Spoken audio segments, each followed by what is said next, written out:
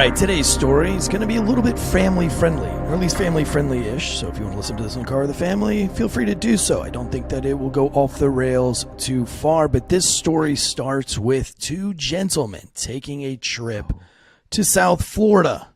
The two gentlemen loaded up in the car, and they rolled out along the Florida turnpikes, where they came to a two-laned road. Far as the eye could see, about 80 miles to the horizon. Of course, their eyes couldn't see that far, but that's how far the road stretched. And on both sides was a wall of foliage. Palmettos, thorns and thickets, cypress trees and roots. The woods was so thick that you couldn't see inside of the wood line more than maybe a foot. And the men drove on as they could see rain clouds in the distance showering the forest before them, keeping the water table at a healthy 2 to 3 feet of water on both sides of the road. If their vehicle were to break down, there would be nowhere to go. The hot summer sun was beating off of the asphalt, and you could see the heat rising from the concrete before them. When all of a sudden, after not seeing anything for miles and miles, the two men came across in the roadway a pair of shoes. Oh my God. Two pairs of shoes just empty? Anthony, this literally, I was telling a story about you and I. You've already lived this story. You don't have to act shocked. This literally happened to you and I last weekend, and I was retelling this story dramatically. I thought it sounded familiar. Sorry, I'm so yes. Oh, the shoes. Oh, we're never going to get picked up by Discovery Channel, are we? Picked up and dropped off. Listen. No, welcome to... What's that story? It was a great story. It was a great story. Today's episode is brought to you by Manscaped.com and GhostBed.com, both using the promo code Wolfpack. Go to Manscaped.com, use the promo code Wolfpack, and go to GhostBed.com/Wolfpack. This is Night Shift, top secret information. The show where two men, one being a political commentator and influencer on the social media webs with hundreds of thousands of followers, very famous as I have learned over the last couple of weeks of hanging out with him, Anthony Raimondi. What's going on? The @conservative ant on social media webs. Give him a follow. And myself, who is completely the opposite, just a washed up special operations veteran and former police officer that met Anthony on this project where we are two men. We are but mere two gentlemen tasked by the Fair to Stop podcast channel to go out and explore top secret information, conspiracy theories, paranormal things, all the things for 1 year. So that is the show, and this week we landed in the swamps of Florida. That story was us. It was us. Can you believe that we lived such an adventurous story? I mean, the way that you set that, I mean, you had me in it. And for real, guys, I was in it. It was the shoes for me, I think. Yeah, let's go back to the story that you elegantly ruined. By the way, we did make a TikTok video while we were down there, and some of Anthony's fans did not appreciate my humor and thought that I was a mean person to Anthony Raimondi. Nobody wanted to look at my feelings and how much Anthony annoyed me. It's all about Anthony, not about me at all. And there's going to be a lot of that in this story. There's a lot of things that are about other people, and none of those are going to be about me. However, going back to this story, oh, by the way, that was a Dave Shealy stab there. We'll get to that guy in a minute. Very interesting character. Love to talk about him here. But that story does end with that story was entirely true. It was. We even saw the shoes in the road as we were adventuring onward to learn more about the skunk ape. That's today's episode. Is Skunk Ape Florida's Bigfoot, or is it Florida man's fraud? You can be the judge after we do the facts. I still don't know about those shoes. They were Adidas shoes. They were white sneakers. I felt like it was a true crime. We maybe should have stopped, but I've seen enough movies to know better. You know, Eric, I feel that we saw a lot of things driving in the Everglades. We were very concerned when we always saw vehicles that were just randomly stopped on the side of the Everglades, and people thought that it was safe to get out. Not only could there be skunk ape, but there can also be, we saw signs for panthers, obviously gators. I'm pretty sure a couple of pterodactyls went over our heads as Casey Anthony. Casey Anthony's out there. I'm pretty sure I saw OJ. So, I mean, there's many things that could be out there. And when we came back, the cars were empty and nobody was in there. So there's a lot more to the skunk ape, I think. I think there is a lot more. I think if you're a true crime fan, which I do a true crime show on Tuesday nights on the Firestop Podcast channel, and I do, there's been 2 female hosts for that show that are obsessed with true crime. I just listen to the stories, but I feel like I need to take the new host, like Jay Rama, down there and just drive the same route we did, because I feel like that's the heart of true crime. Yeah. I feel like there's a lot of true crime that happens there. Now, if somebody were to break down out there, and we saw evidence of people broken down on this Everglades trip, where do you go? Well, there's that. Well, and we saw that guy. There was a guy walking. Running, you guys. He was running. And the thing is when you behind him, my concern was there's a monstrous storm cloud that's like he's about to run it, whatever. So yeah, I mean, where would you? There's no gas stations. And we were like, should we pick him up? And we both said, no. That would have been another night shift episode. Yeah, that would have been another night shift. He's met his fate. He's met his fate. Ladies and gentlemen, they're dead. They went to the Glades and they're dead. He's never coming back. He is a true crime mystery. Uncle Joe. You had an Uncle Joe, I should say. Uncle Joe. He's gone. I know he's missing. Or we had a really good time. See, this could have gone either way. It can be like, what are those books where you choose your fate? Yes. We should do that part. Let's do that one. Choose to get in the car, and you have both been murdered. The hatchet killer. Keep driving, and the man gets murdered. Boy, is there any way that this story gets good? I don't know. So on this journey, we continue on down this road. Now, listen, this is something like out of a movie. It was something out of a book. I was raised in Florida. I was born and raised in Florida. I always laugh when I read stories and tales of Texas, because I don't think that there is any tougher human being that maybe somebody that lives in Alaska and then somebody that lives in Florida, which coincidentally enough are both polar opposites of each other. But it takes a special human being to grow up in the swamps of Florida. And we met a man who not only grew up in the swamps of Florida, but he thrived in the swamps of Florida, and he survived in the swamps of Florida. And I think that is important, because as you were journeying out to the Skunk Ape Research Facility in Okeechobee, Florida, which if you don't know where Okeechobee, Florida is, that's not it. How is it? How do we say I said you better pronounce that right. I mean, we have a lot of Karen and Okeechobee. It was in Okeechobee, Florida. You had to go south on I-2 down through Okeechobee. There it is. That's how everybody talks down there. Some people like to turn that into a New Orleans thing. It's not. It's exactly how I just presented that accent to you. That's exactly how everyone talks in Okeechobee, Florida. But as we were driving down there, I couldn't help but notice that the woods are the thickest I've ever seen in my life. As a special operations veteran, I've been through many land nav courses, a couple of survival schools. I've been all around the world, through the jungles of Costa Rica to the high mountains of Afghanistan. I've never witnessed woods as thick as what I saw down in the very southern tip of Florida. Now, if you don't know what part of Florida we are in, Okeechobee, if you're not familiar with Okeechobee, if you look at the map of Florida and you look at the furthest western side of Florida you can go, there's like a little tiny tail that hangs off of the very tip of Florida, opposite side of where the Keys are. And it is the most southern western part of the United States, of Florida, western side of Florida on the East Coast that you can go. So that's it. You can't, you're in the ocean after that. But in that is, I want to say 2.2 million acres. Does that sound like a good fact? I'll look this up here in a second. Million? Yes, it's definitely in the millions. It's either 22 million or 2.2 million.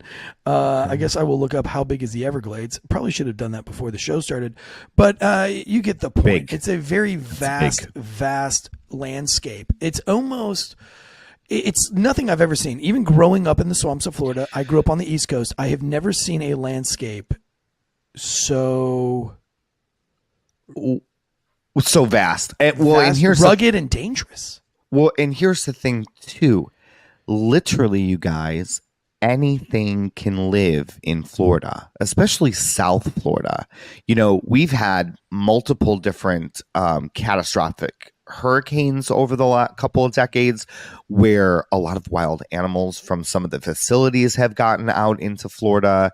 And now, even in the last 10 years, we've been seeing a lot more, like here in my town, there's monitor lizards and all different. I mean, I said pterodactyls. I believe those are a thing. So the point being is, if there was a skunk ape or a Sasquatch or a swamp swash, it's possible. Don't you think? We should open up a swamp squash museum right next to the Skunk Ape Museum and like have a contest with the guy. Are we selling squash? No, sure, swamp squash. Oh, yeah. Like, okay. Anyways, I digress. No, but yeah, there's so much that can live out there. And I told Eric when we were there, and we'll get to it. But I said, what if Skunk Ape was just standing across the street in all these woods and all this marsh, and just staring at the Skunk Ape facility all day, every day, just staring at it. He's just like a skunk voyeur, right? He's just like, oh, they're all getting pictures with the skunk statue. I'm right here. Poor guy. All you had to do was cross the street. So like the whole Skunk Ape research is all done on the western side of the highway in those marshes. Little did he know, Skunk Ape lives on the eastern side of the highway. All he had to do was cross the road, and they would have found the Skunk Ape. By the way, the area is over 4,000 square miles. Yeah, roughly 2 million acres. I think the other stat that I found earlier today was 2.2 million acres as a more exact number. Remember, this is the area where TWA, flight, whatever, disappeared off the face of the earth. It's gone. They never found it. That happens a lot, doesn't it? Where planes just disappear. Well, yeah, but I don't know how many have really disappeared in the Everglades. But the TWA flight was the bigger one that I know of in the Everglades. But yeah, I mean, planes do disappear, like into the oceans, and we just lost a jet. I mean, a fighter jet for a couple of days. Right. No tracking, no idea, just lost it. And then, but had I known it was missing beforehand, I saw it at Buc-ee's.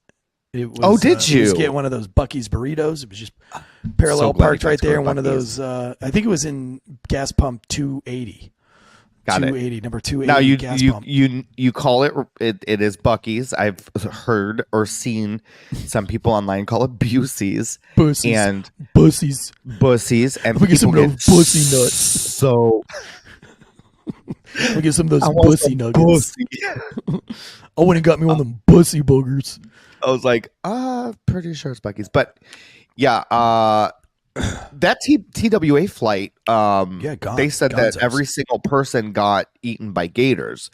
Now, I will say we did see gators, but they were in the Skunk Ape facility, and I'm sure that we're going to get to that part. But yes, we didn't really see any, and I have seen them on the side of the road before when going through the Everglades. I saw a couple looking at your window. Oh, you did? Out the passenger window? I did, yeah. But not so much out on the 2-lane street that we were on. That was going on and on forever. But I don't know, whatever highway we were on when we were on the way to the grocery, there was that canal right there.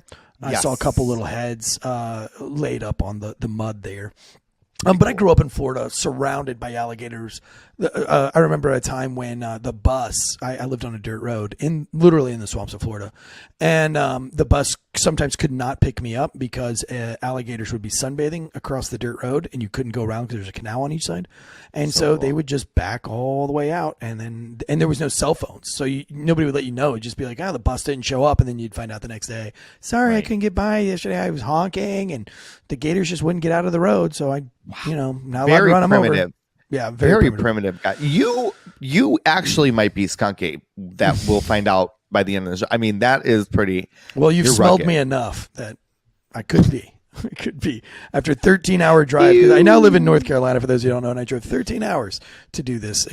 For this episode, I drove 13 hours to meet up with Anthony and to go research, do all the research we possibly could on Skunk Apes, so that we deliver you all the information that you need to know. But now that you have the picture painted of the landscape, again, they never found TWA. So if they haven't found TWA flight, whatever, I can't remember what the flight was, it wouldn't be so wazoo to know that they couldn't find a skunk ape. If they couldn't find 200 and something people who crashed in the Everglades,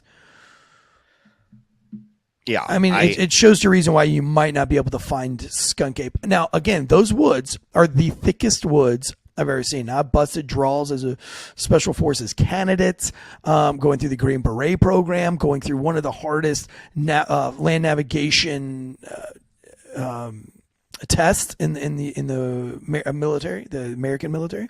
I'm sure it could probably get pretty difficult down there in South America, but the STAR course, as they call it here in the United States, I was able and privileged to be able to do that and complete it and pass that test. And the woods there's some draws there. There's a little swamp there too. It's called Bones Fort Creek, and I had to cross Bones Fort Creek in the middle of the night. And I thought of things like Skunk Ape, like, what if Skunk Ape just got me right now? What if the Loch Ness Monster took me underwater right now? What if Jaws ate me? These are all the things that go through your brain when you haven't slept for 48 hours and you're in the swamps all by yourself. So I have thought a lot about the skunk apes, but in Florida, driving through these Everglades, I have never seen woods so thick in my life. I don't know how anybody could survive or make it. I know, like, was it Cortez and his men who went missing on their exploration trying to make it from one side of Florida to the other? And now I know why that they were never found. It is vast and it is dangerous. We were able to see a 24-foot python that was caught in the Everglades. It was still alive. It's the second largest python in captivity, but I think, as we were told, it was the largest. Now, this could be a myth as well. We'll talk about that, but it could be the largest ever caught in the wild. And then it just, the other one in captivity was fed and bred to be that big, but this one allegedly was the largest caught.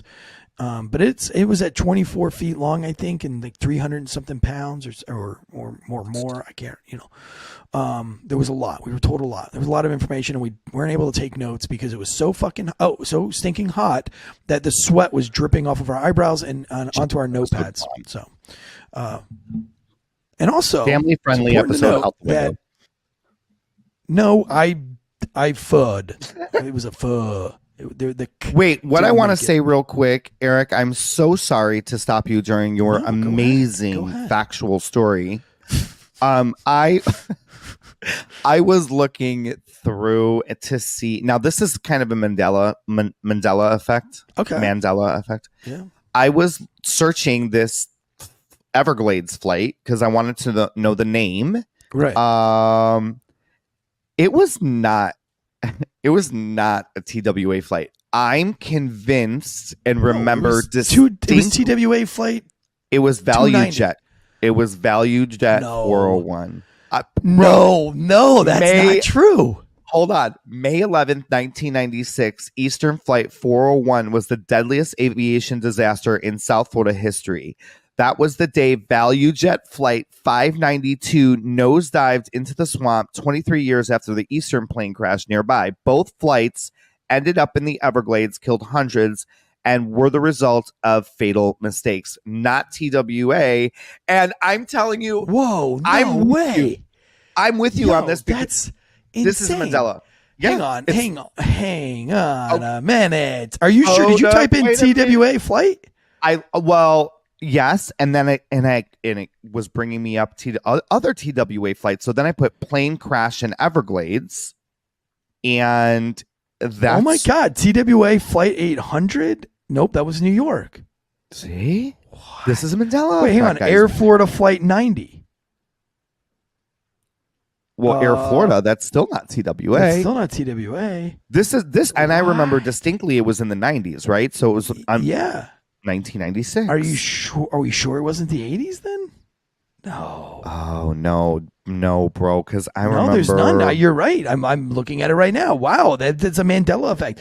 I could have sworn that it was TWA flight something that went missing in the Everglades. Yeah. Isn't that wild? Bonkers.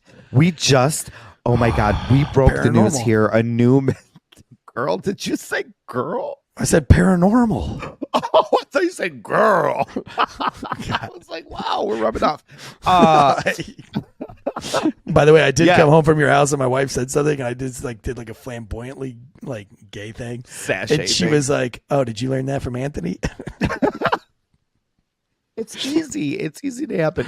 No, but so, and that's, we should actually, guys, let us know in the comment section if you guys want us to do a Mandela, because there's so many. I think we have to. Now. We have we just lived it. We We just lived it live on a podcast.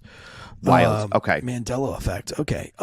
So as we venture out in this research and me trying to calm conservative aunt down, I was like, look, dude, I'm right here. I have a gun. I've got a lot of training. You're good. You're fine. And we're in a car. You're in a very nice truck, like a badass pickup truck. So you're good, dog. Yeah. You're good.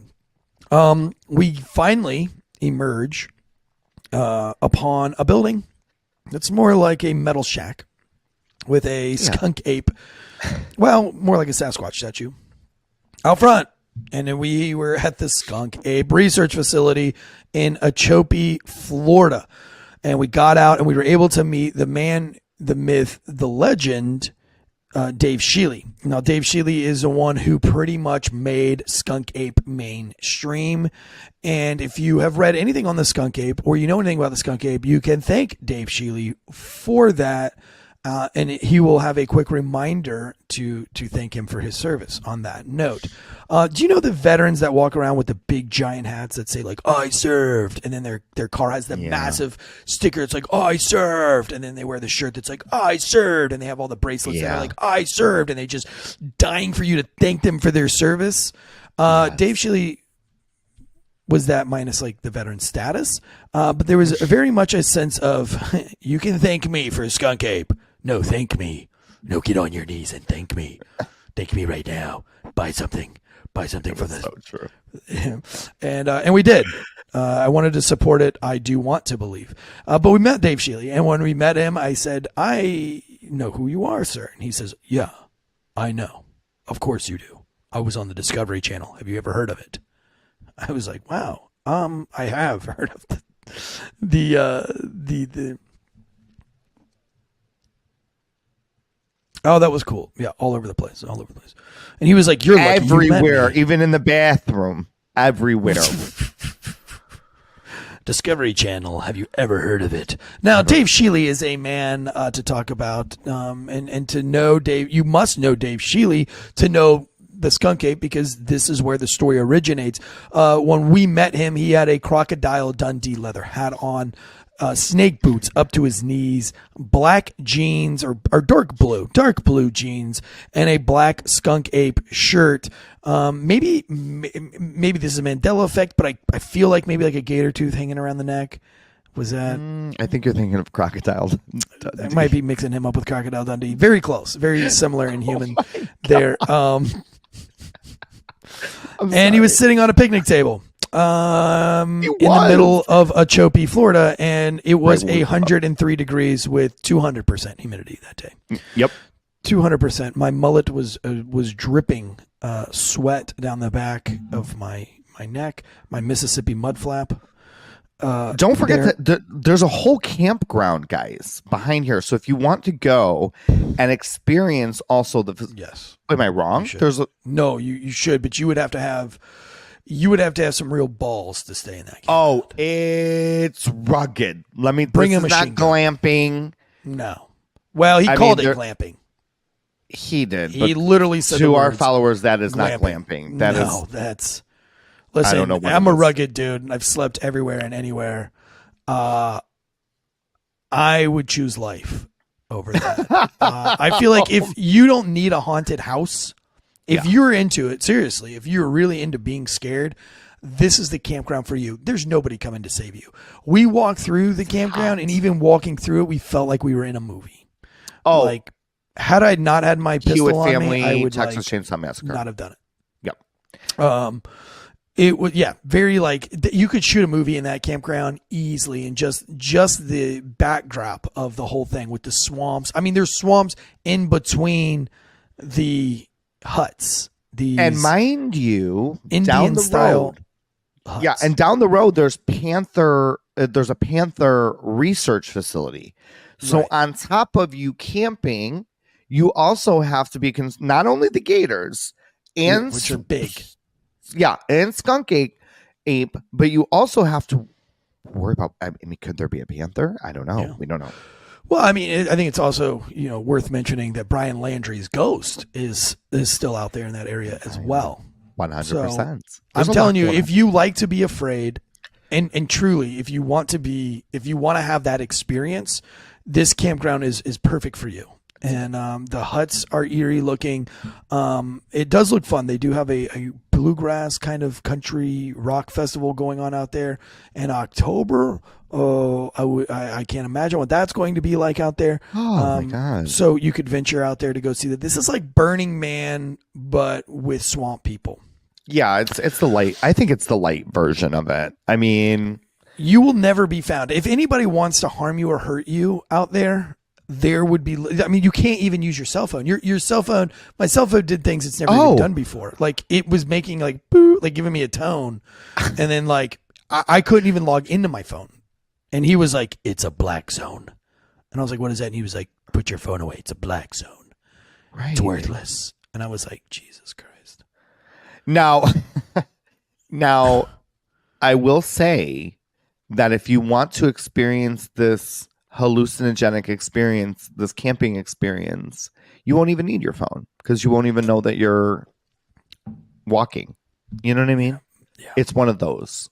It's very surreal. I wouldn't want to be there at night. No way, no how. Unless I had a machine gun. You're just shooting out into the darkness. You're like, I know you're out there. meanwhile, Skunk Ape is sadly, across I'm the not street sure. like, I'm not sure that machine gun's going to do anything against Dave Shealy. That dude, literally, I could see him like crawling up underneath your hooch, like putting a Bowie knife through the floor, through your foot. Do you know what I mean? Like, yeah. And then disappearing back out in the woods, and you're just like, ah. What if he was You know, Skunk Ape? Yeah, A dude, plot for thicket. sure. And we'll get there. For sure, I have my theories that he himself or a relative could be Skunk Ape. However, this man is bigger than life, and there is a bravado about him that is unreal. However, it is real because you can see it with your own eyes. That he is a real modern day Crocodile Dundee. Now, his family has resided in that area for over 100 years. And as I told you, this is an area that would be very hard to survive. So a family that thrived and survived in this area must be tough as nails. That gene tree must be of the alpha male gene tree. Because you got to be a tough son of a bitch to grow up there. And I'm sure your education is going to be subpar as far as academics go, but you have gotten extra credit in survival and survivability. This guy. And learning all the things that really matter in the zombie apocalypse, Yeah. which are catching 24-foot pythons, Mm-hmm. tracking and hunting a skunk ape. Alligators that you have caught and bred on your own. Right. Honestly, as much as it might feel like I'm making fun of the guy, I'm really not. I'm just painting a picture the best way I know how. I'm painting my own Bob Ross here for you. Mm-hmm. I, in the zombie apocalypse, would choose to side with Dave Shealy on this one. 100%. But what's that? Yeah, right. I feel like Dave Shealy is like the dude on. What's the zombie movie with the guy with the mullet? It's the TV series. You're talking about The Walking Dead. Yeah, he's like a less handsome version of the one crossbow wielding guy. That's Daryl. I think you're talking about Daryl. Yep. So he's like the Wish.com version of Daryl. So right. does that make exactly? Yep. Yeah. That's fair enough. Yeah, 100%. Yeah. Bearded man, big white beard, leathery skin, leathery tanned hide he has. Well, when you're out in that, I can't. When you're out in that sun the whole time, you get crisped and cracked. Yeah. So yeah, no, this guy is like kind of like Indiana Jones meets Crocodile Dundee, right? For sure. Yeah. For sure. I was thinking more like, what's the alligator dude down there? With the Tiger King. I think he's like Tiger King meets Crocodile Dundee. Agreed. I would have to agree with you. Right. And I forgot that he has one of the, you can't leave this out, one of the biggest pythons. All right. 24-foot python. Yeah. Did you already mention that? Yeah, I mentioned that we saw a 24-foot python. I guess we could But mention he that has, and he caught it. Right. And that story is pretty nuts. You want to tell that story of how he caught it? Do you remember it? I'm not gonna lie, you guys. I kind of drown out. You were obsessed. Like he was telling me the story about the snake, and you were like, "Oh, look at this gator! Yes. Yes, 100%." And I was like, "This is why we don't get anything done, because of shit like that." I think I mentioned that this is probably why Skunk Ape's going to be a homophobe, because Anthony's first impression was embarrassing. Well, he's going to need a flat iron. There's things that has to happen to him. He's voyeuring and he's like, "What is that?" Yeah. What kind of human is that? Back in the swamp. Bye. That's just a gay.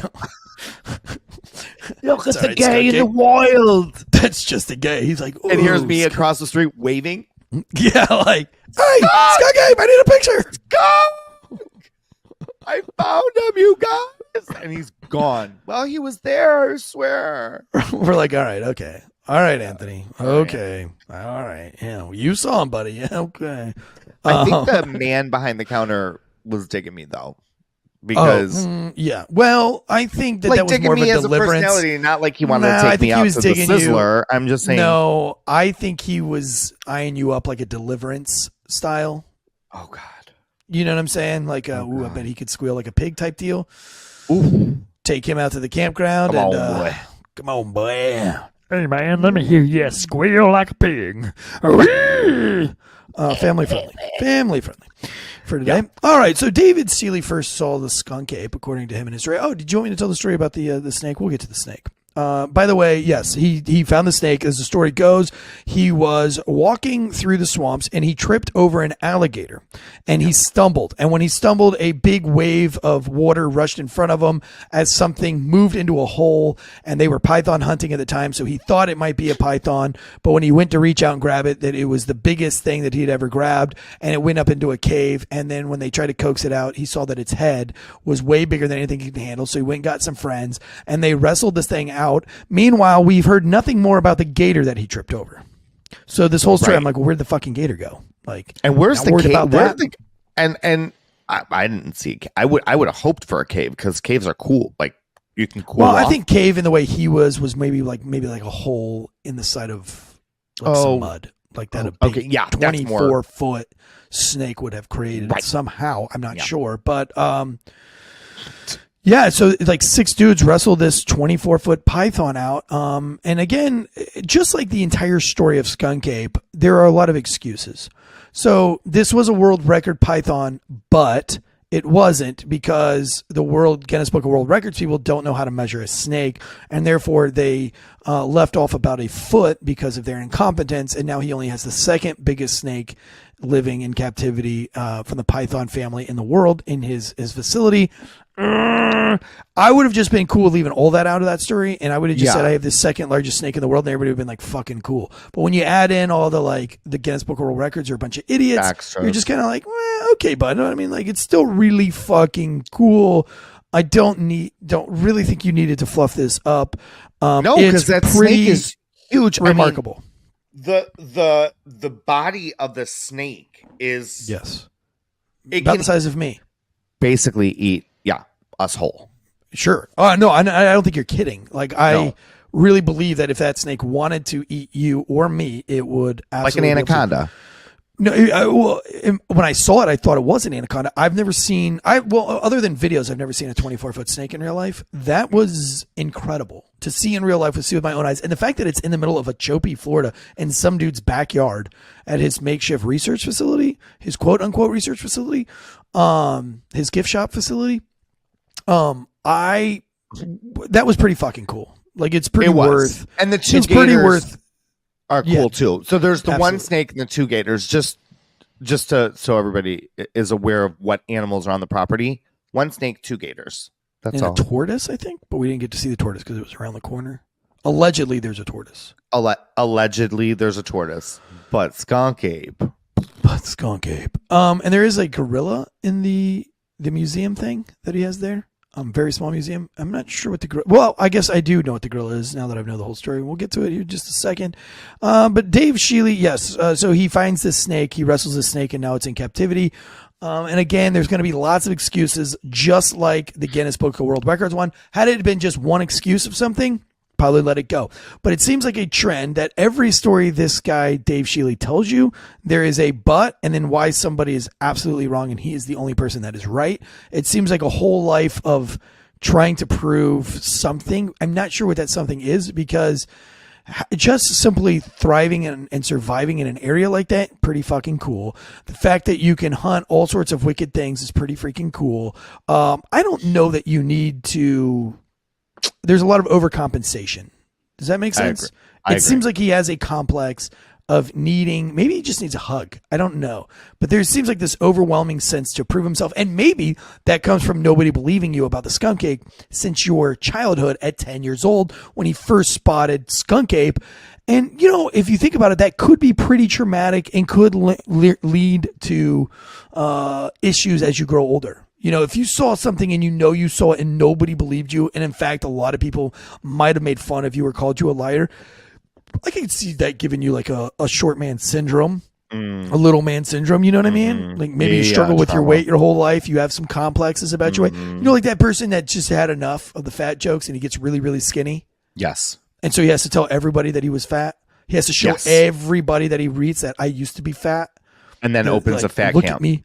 Look at these photos of me, and then has to put motivational quotes all the time, and has to have their shirts off all the fucking time. Yes, we all know. We all know it exists. He's like, I used to eat steak, and now I eat. Sorry, I have a piece of lettuce in my mouth.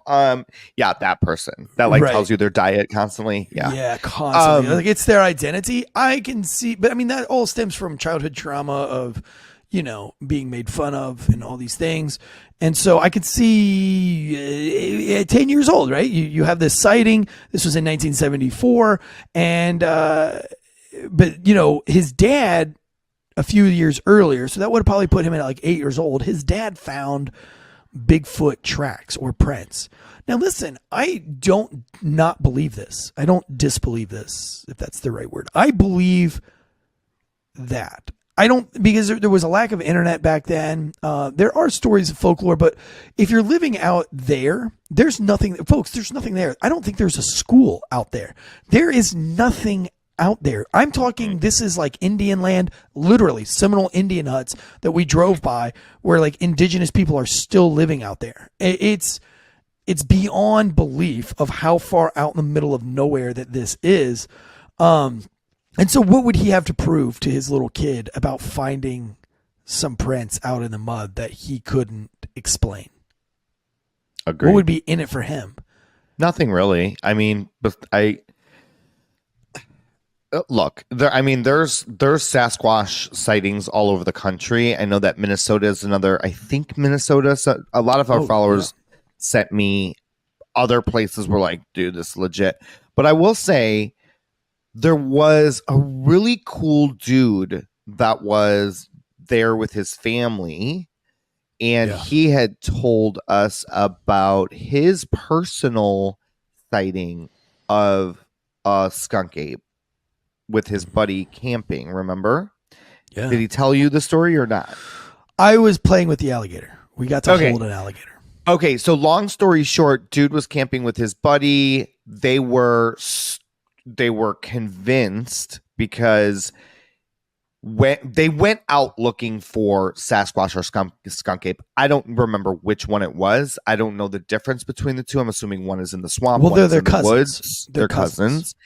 And so this guy that was there, just like us, like he was with his family. They drove from Ocala. They were super awesome, super cool people. And he was like, he told me the whole story of how like he went camping. They went camping. They, a whole campfire, like the whole thing. Right. And in the middle of the night, they had heard something like coming up to the campsite. Well, when they opened up their whatever tent or whatever they were staying in, and he was like, I'm going to pull out my phone or camera and record it if we see something. But they were so stunned by what they saw that he was like in shock. So he didn't even pull out his phone. But when he told me that story to me was like, whoa, more than yes. Discovery Channel canceled me. And now I have the number 2 biggest snake in the world. And like, I wanted to hang out with the dude that was telling me about the campsite. Yeah, I felt that same way too. Like, I felt like at the research facility, it could have been more about Skunk Ape and the stories of Skunk Ape more than this. I felt like the only stories we got are why this guy has been disenfranchised. Yeah. Like Discovery Channel doesn't like me because they say I'm a narcissist, and like, yeah. The Guinness Book of World Records are idiots because they don't know how to measure a snake. And people tell me that I should know how to raise a snake and that I'm doing it wrong. I have the biggest snake in captivity. Obviously, I know something. You know what I mean? It was just a lot of excuses, like a lot of, I don't know, like I said before, it's like kind of like a Napoleon complex, except this guy's bigger than life. This dude's like probably 6'2". Yeah, he's a cool looking Jack dude. Diesel too. I mean, this is a guy that would snap you in a minute. Like would I talk shit in front of his face? Fuck no. Yeah, and this is the guy that's like decent roller. You loot, we shoot type of dude. Like, don't come on my property at night. Oh, like, this dude would skin you.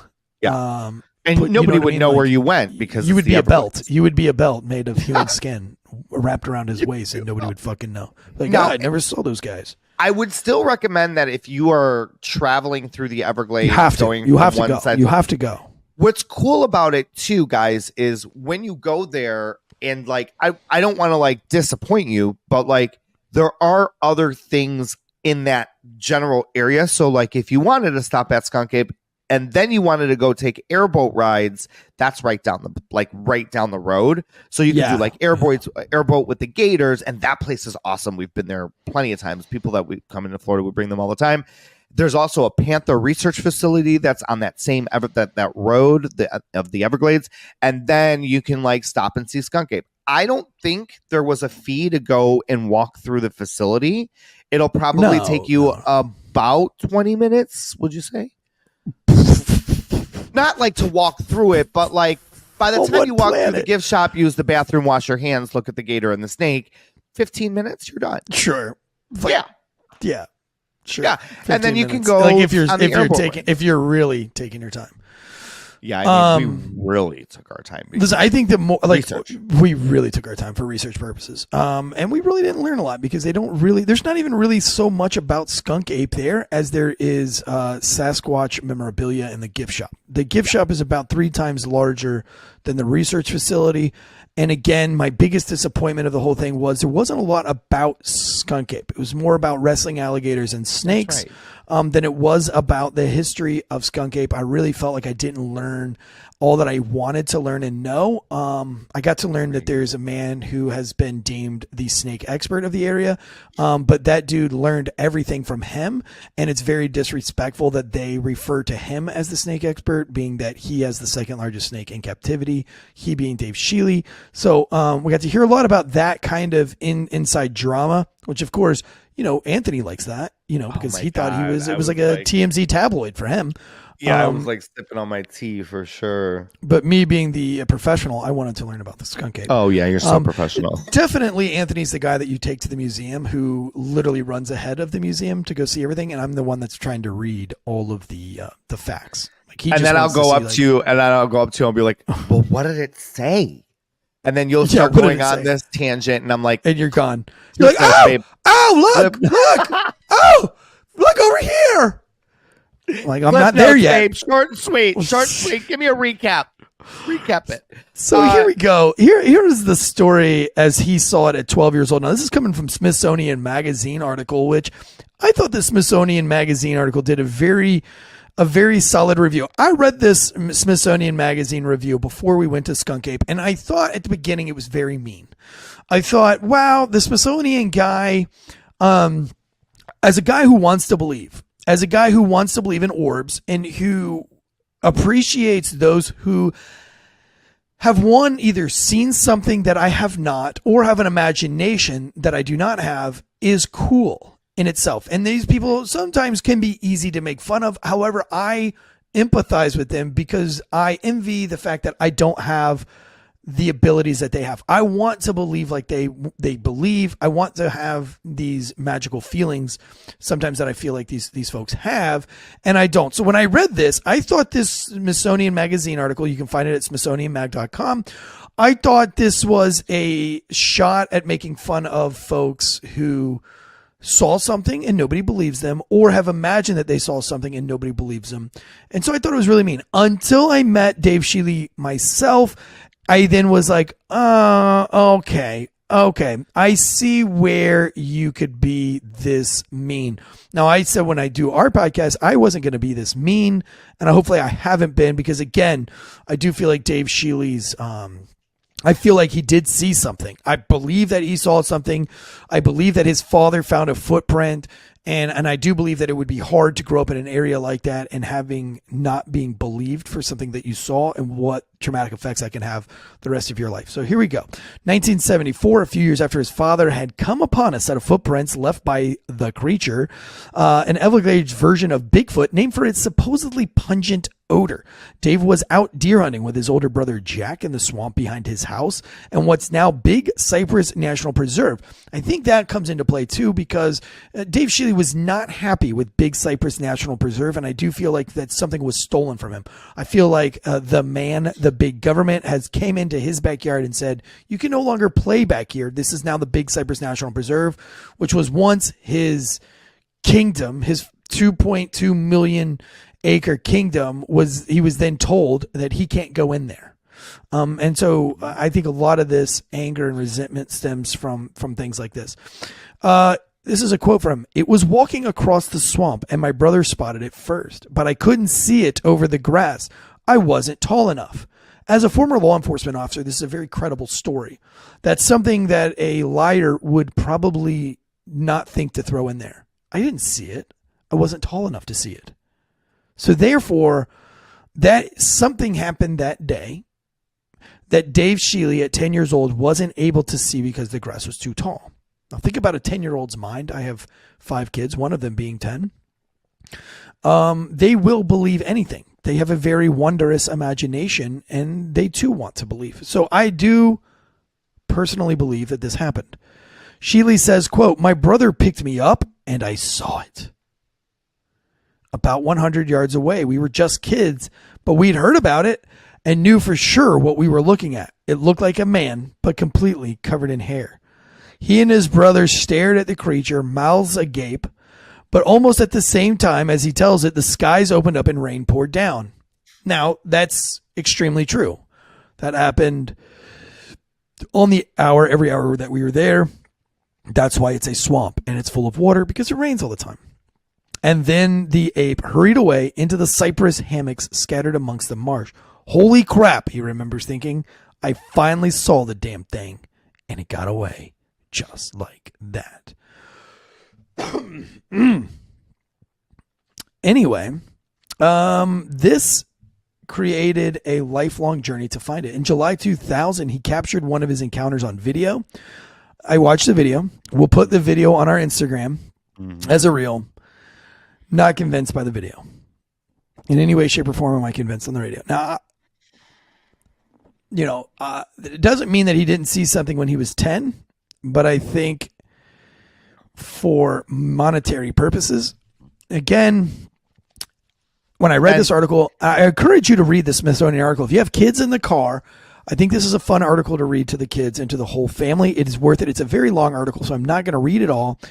But It is very mean from here on out because they basically are trying to explain exactly what we saw in person.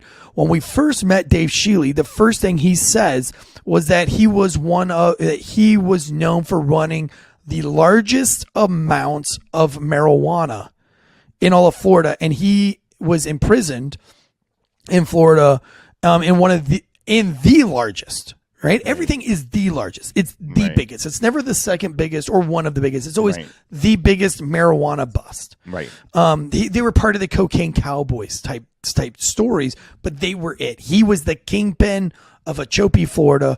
He was running all the drugs, and they think that the moonshine capital of the world was up north and that, that it was out west. No, the moonshine capital of the world was in Florida. We just never got caught. Right. But there was more moonshine ran out of here than anywhere else in the country.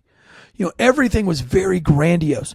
So when you have somebody, now, do I believe that he was imprisoned for selling a lot of marijuana? I absolutely believe that. And I do feel that he even admittedly said that it was hard to make money growing up and you couldn't just go down and get a job somewhere. And he's correct. There isn't anywhere down there to work. And so you were going to have to get creative with how you made your money. Well, if you have to be that creative and you've already been imprisoned for selling marijuana at a pretty young age, why wouldn't you start to capitalize on the legend and folklore that is the skunk ape? And it's evident of that because the gift shop is literally larger than the research facility itself. The tour is more about so true. The merch and the social media taggings and whatnots than it is about the actual legend of Skunk Apes, which leads me to believe that this is fake. If he truly himself believed that there's a skunk ape, he would not stop talking about the skunk ape. We met a man who survived a satanic cult. All he can talk about is what happened in the cult. We met a man who had a pre-death or died, who had an overdose and had pre-birth visions and saw orbs. When we talked to the man and we had him on the show, all he could talk about was the orbs and trying relentlessly to make us believe that his astral travels and his astral visions were true. And he said them with conviction and without pause. And so it leads you at the end of that episode to say, well, there's something about this. He really believes this without conviction. I did not get that out of Dave Shealy. No. And furthermore, great examples that you brought up of our last two guests. We asked him, would you do a podcast? Would you come on and talk about Skunk Ape? It was an inconvenience. It was, got way too much going on, which you have nothing going on. And yet. You're lucky. You're lucky that you saw me. Exact words. You're lucky that I'm even here today. I'm never here. You're lucky that I'm here. I just happened to be here. And you stumbled upon me. Tomorrow we start a $10 million renovation on the property. Tomorrow. It was tomorrow. What are you doing today? Like, there ain't shit going on today, dude. Like, start your renovations today. So our whole Eric and I go out, we investigate these things. We would like for these things to be true because it'd be way fucking cooler if it was. I wasn't convinced with this one. Am I saying that Sasquatch doesn't exist? No, because I have many, many followers that I believe way more that have sent me stories and articles, and I've personally watched a lot of things on Sasquatch, and I think that it's definitely possible. In this situation, this man doesn't make me, like, I didn't come out of there saying, bro, I wish I ran into Skunk Ape. Where's Skunk Ape? Because all I could think of is, wow, that guy's really disgruntled with Discovery Channel and like Superman, like all the things, right, that you said. So Guinness Book of World Records, the forest preserves, the local law enforcement. At one point, he tells a story that he had a sighting and he chased the sighting down and he found a thread of hair that was entangled in the thorns and thickets, and he recovered the hair as evidence. But then the next morning government agents, unidentified government agents, came in and took the threads of hair. Now, listen, I've read that story. I read it in the Smithsonian. I've seen other articles on that story. And here's the thing. I met the man. I saw the man. That man, no agent, no government agent. I've worked for the government. I've worked for federal agencies. I've worked with the marshals. I've worked with the DEA. I've been in special operations in the military. I've worked with some real badass dudes, Rangers, SEALs, all the things. Yeah. I'm telling you right now that government suit guys are not taking something away from David Shealy if he does not want it to be taken away from him. Yeah, no, I agree. That dude could hide that in his backyard, and two suit guys will never find it. Yeah. That guy could put that in an ammo box and sink it anywhere on his property. Nobody would ever find it. Nobody would ever find it. So there, I don't see some government guys going, give us the hair. And he says like, wait, hang on 1 second. I'll go get it. You know what I mean? Like, I don't see that playing out. It would be a much bigger story than that. Sure. And then also, how did they know that he found it overnight? Sure. You know what I mean? Like, also, so for everybody to kind of put in the back of their minds, on top of everything that you just said, imagine, or in your residing state, wherever you guys live, whether it's Wyoming or Illinois or Florida, wherever in the country, that state that has like a folklore or something that's like really, really like for that state, everybody knows about it. I'm going to tell you right now, Skunk Ape is not what everyone's talking about. Like, that is not one of the things where they're like, dude, there's a story where there's a skunk ape, and nobody's talking about that.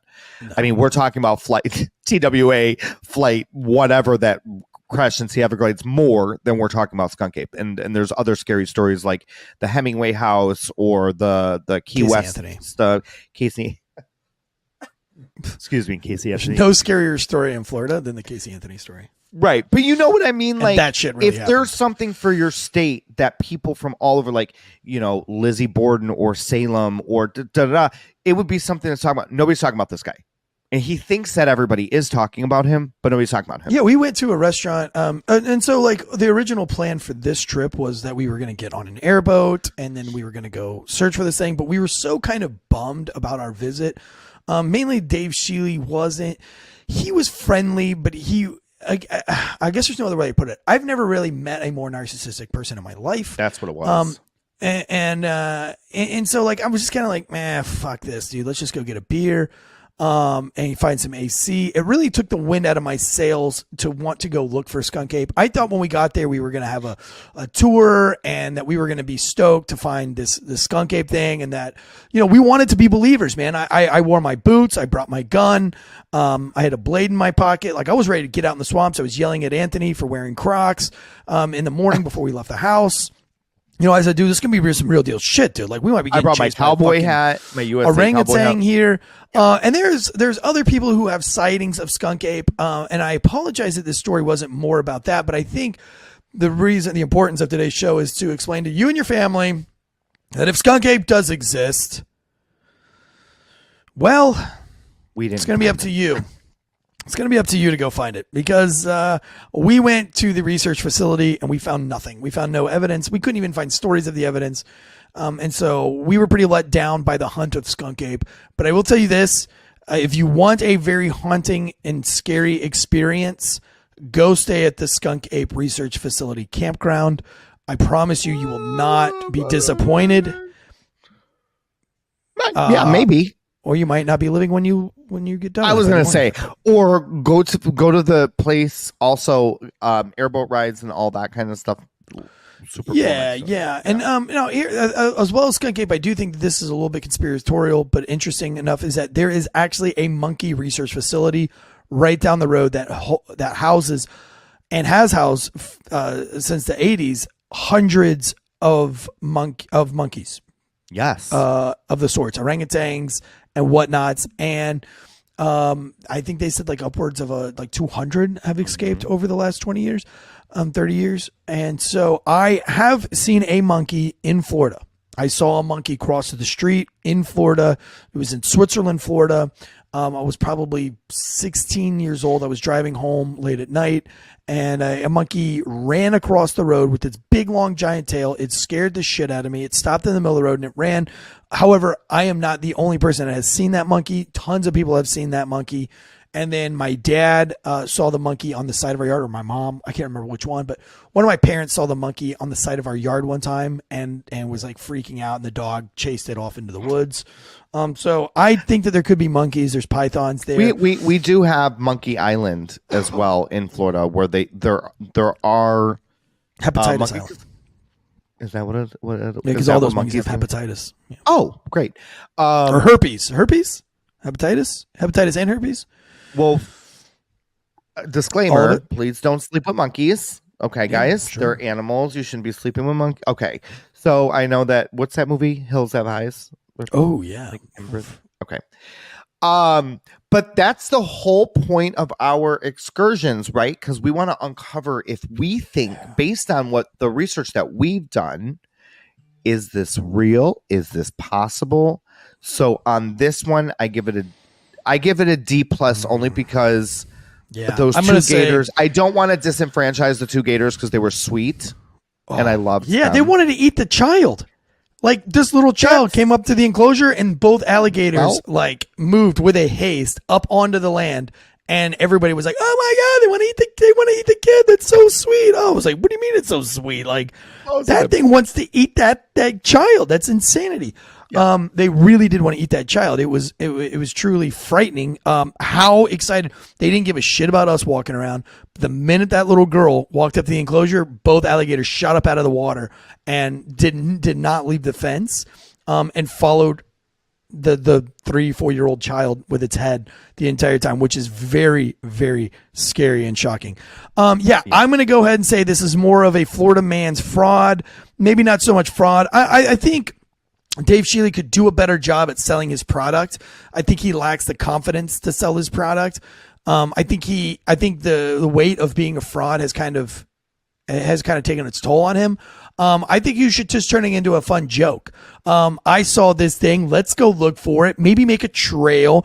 Like he should have done that. Really get us into being afraid of the skunk ape. There should be like a little pathway. You could even, find a piece of land on your property that has like a little trail. Right. Maybe put some fake poo-poo out there. Make yourself so loving that we want to believe you and that we have a good time. And so whether we believe you or not, we are just, we had a great time and we had a great experience.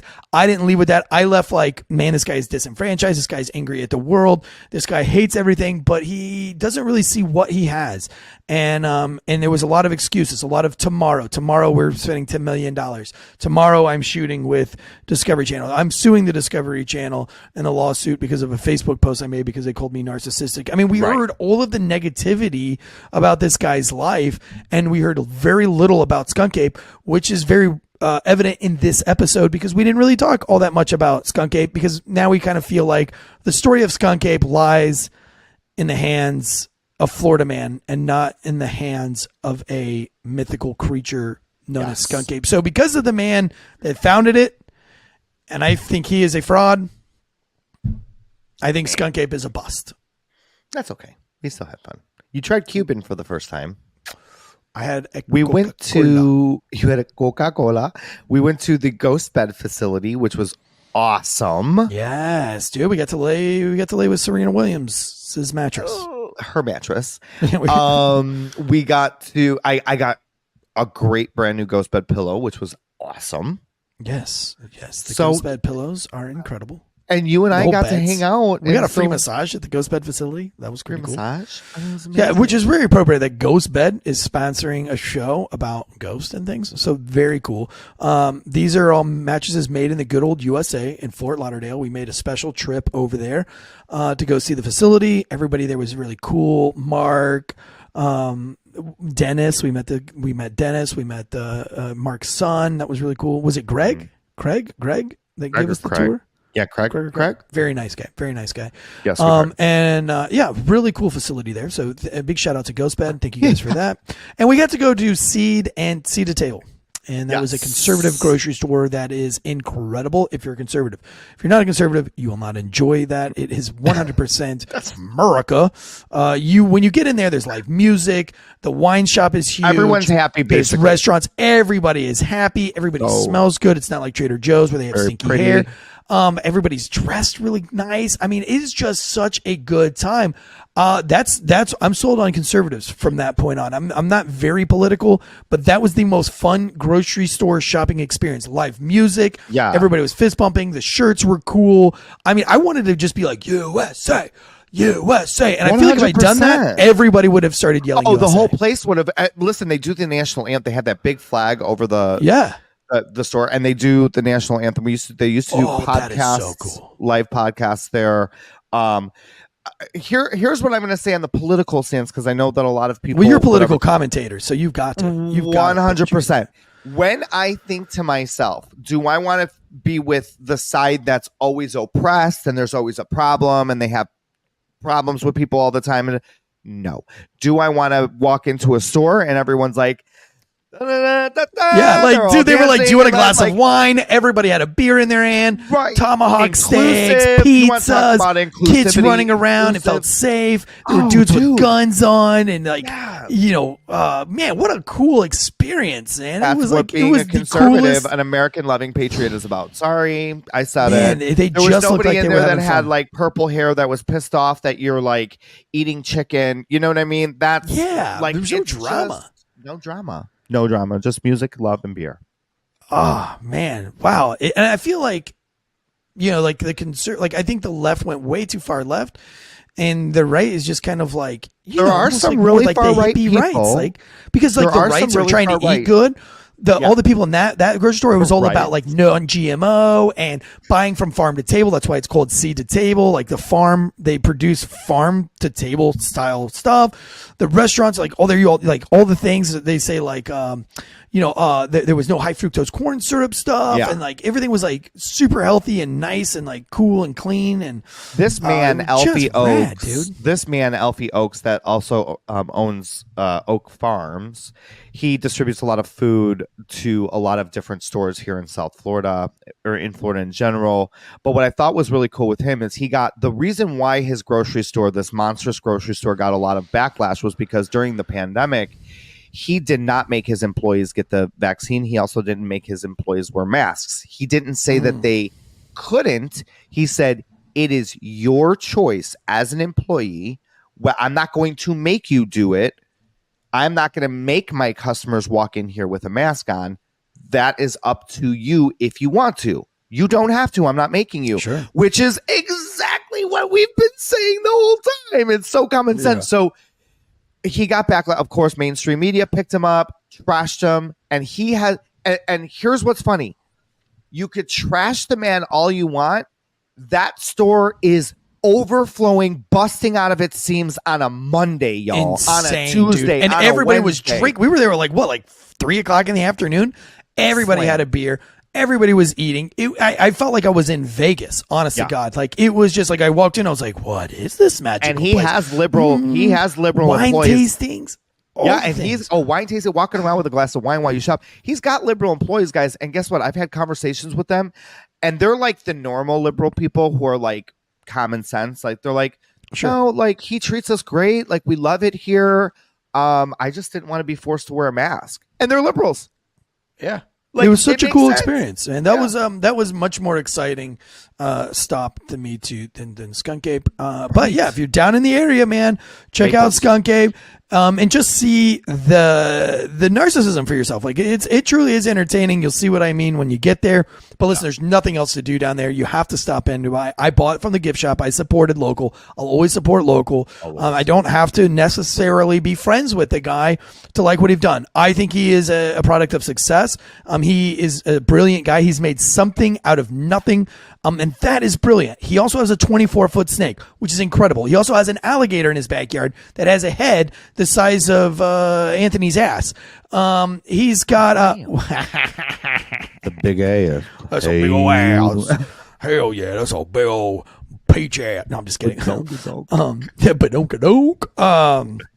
Yeah, that's like He's got a big giant tortoise. I mean, this guy's got a lot going on.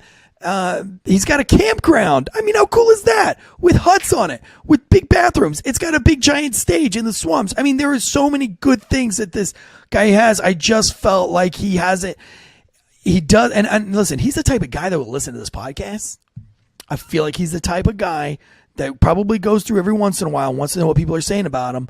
And all they want is to know that you should be proud of yourself, Mr. Shealy. You should be proud of what you built and what you're able to pass on to the next generation. And hopefully your children learn from your mistakes and they continue to grow the business, just like I hope my children learn from my mistakes and they grow into better podcasters and things than I am.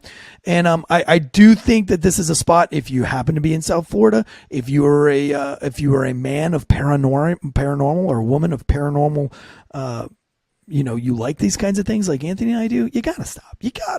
You have to go in there. And you have to support the local troops as well while you go in there. So anything else you got on this Skunk Ape thing? Hopefully next episode, which we're coming into October, so it's going to get a little bit more scarier.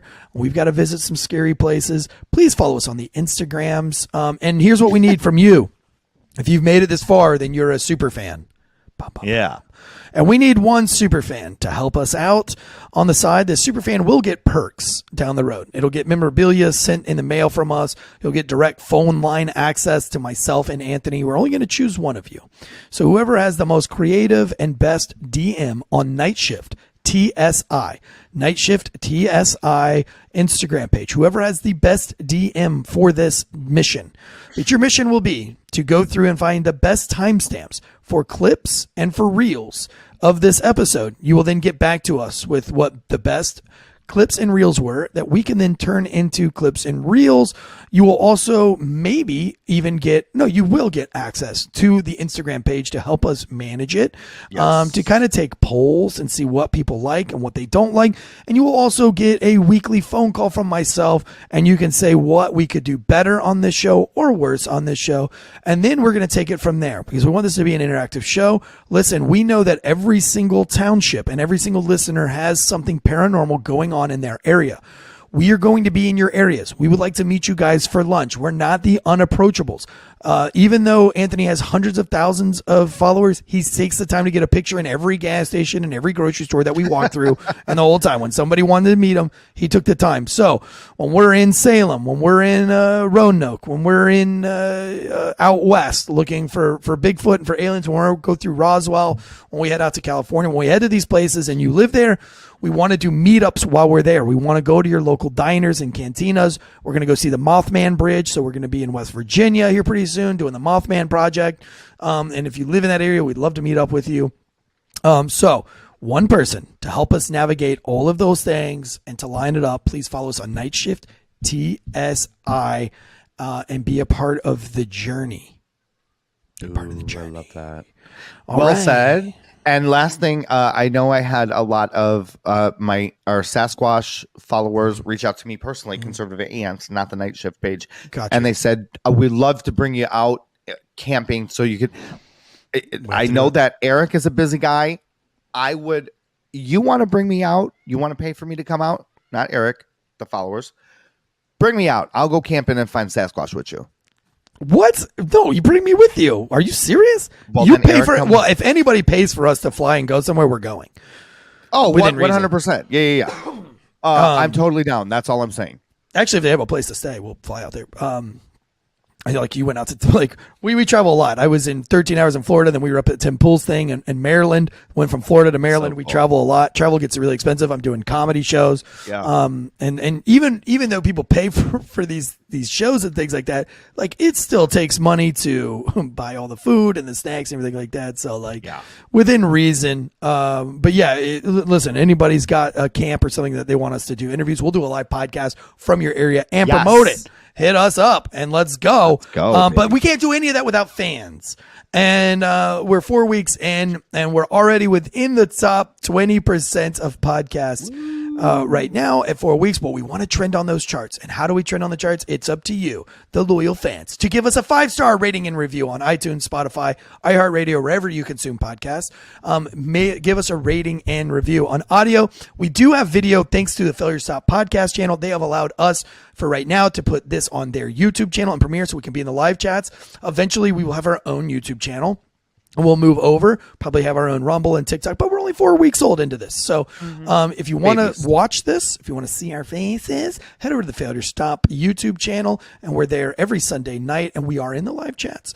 And so we will chat with you. We'd love to see more people over there in that, and that's great. So listen, stay awake, stay alert, stay alive. For myself and the conservative ant, this has been Night Shift Top Secret Information.